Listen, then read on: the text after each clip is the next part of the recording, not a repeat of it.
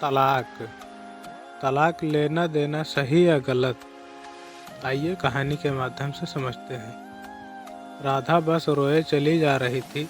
इसके आंसू रुकने का नाम नहीं ले रहे थे। वो अपनी माँ से बार बार एक ही बात कह रही थी, मुझे बदनाम कर उसे क्या मिला, सिर्फ उसे डाइवोर्स तलाक आसानी से मिल जाए।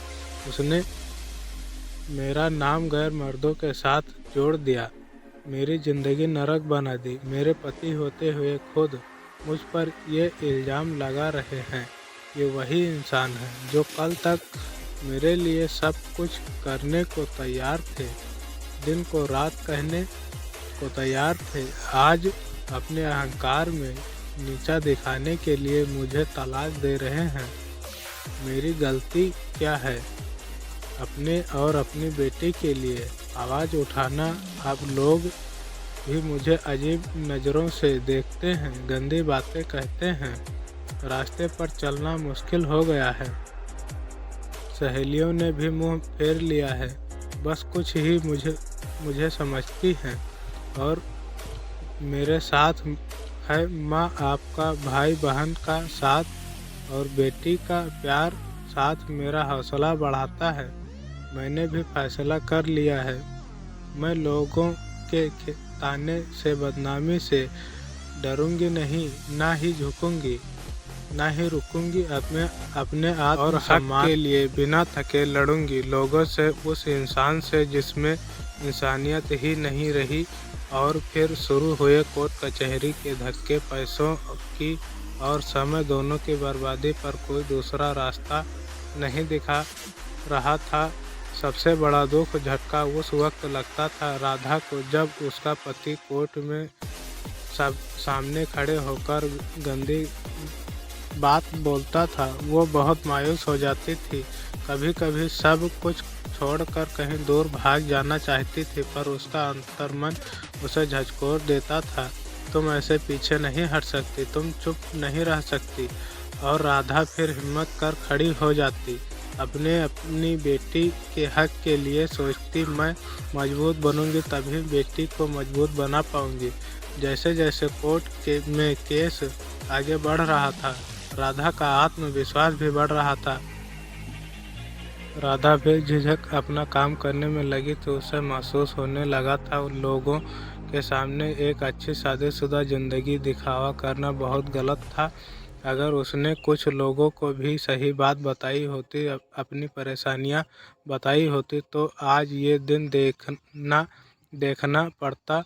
लोग उसकी मुश्किलों को समझते। खैर, जो होना था वो हो गया, सोचकर राधा ने ठंडी सांस ली। अब वो खुलकर जिएगी अपनी ज़िंदगी। उधर राधा के पति को भी एहसास हो गया था, उसे राधा पर झूठे इल्ज़ाम लगा मुसीबत मोल ले ली है। उसने तो सोचा था राधा जैसे समाज में एक अच्छी ज़िंदगी जीने का दिखावा करने वाली औरत मुंह बंद कर चुपचाप घर में बैठ जाएगी, पर हुआ सब कुछ उल्टा। राधा ने तो घरेलू हिंसा की सच्चाई सबके सामने लेकर रख दी थी, कुछ सबूत भी जुटा लिए थे। राधा ने अपनी बेटी के साथ जीना सीख गई थी। उसके घर वाले भी पूरा साथ देते थे उसका। तभी एक दिन दरवाजे की घंटी बजी। राधा ने भी सोचा कौन हो सकता है इस वक्त।